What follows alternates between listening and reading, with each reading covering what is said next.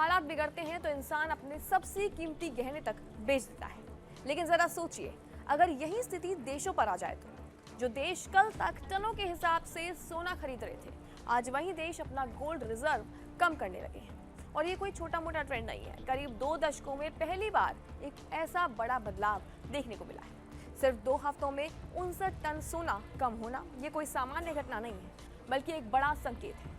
क्या ये बदलाव अचानक हो रहा है? बता दें, पिछले 1 साल तक पूरी दुनिया में एक ही ट्रेंड था। सेंट्रल बैंक लगातार सोना खरीद रहे थे, लेकिन इसका कारण था अनिश्चित भविष्य, जो कि इसका मतलब है सोना सबसे ज़्यादा सुरक्षित होता है। लेकिन अब तस्वीर पूरी बदल गई है। अब वही देश सोना बेचना या गिरवी रखने लग गए हैं। इसका सबसे बड़ा उदाहरण है टर्की। दरअसल टर्की ने कुछ ही हफ्तों में लगभग 59 टन सोना कम कर दिया है। लेकिन यहाँ एक दिलचस्प बात यह है कि सारा सोना सीधे सीधे नहीं बेचा गया। इस्तेमाल हुआ एक फाइनेंशियल तरीका, गोल्ड स्वैप एग्रीमेंट, यानी कि सोना गिरवी रखो, बदले में तुरंत कैश लो और बाद में हालात सुधर होने के बाद सोना वापस ले लो। यानी मामला अस्थायी हो सकता है, लेकिन स्थिति काफी ज्यादा गंभीर यहाँ पर नजर आ रही है। रशिया भी उसी राह पर।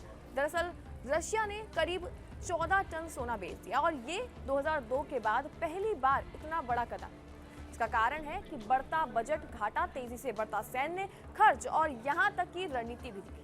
रूस ने अपने चाइनीज युआन को बचाने के लिए सोना बेचना ज्यादा बेहतर समझा। पोलैंड का संकेत था कि साफ कि जरूरत पड़ने पर वो अपने गोल्ड रिजर्व का इस्तेमाल करके अरबों डॉलर जुटा सकता है, खास करके डिफेंस खर्च के लिए। आखिर देश सोना क्यों निकाल रहे हैं? इसका जवाब है कि इसके पीछे 3 बड़े कारण हैं। पहला, global tension. United states, Israel और ईरान के बीच बढ़ता तनाव पूरी दुनिया में बाजार को अस्थिर कर रहा है।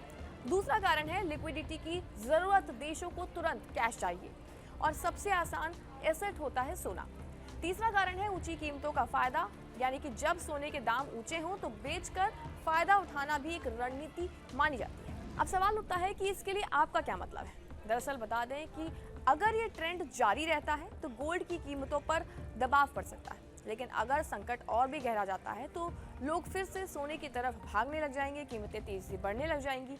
यानी कि अनिश्चितता ही सबसे बड़ी यहाँ पर सच्चाई नजर आ रही है। सबसे बड़ा संकेत ये है कि जब देश अपने गोल्ड रिजर्व को छूने लगे तो समझ लीजिए कि हालात सामान्य बिल्कुल नहीं है, क्योंकि गोल्ड रिजर्व किसी भी देश का आखिरी सहारा होता है।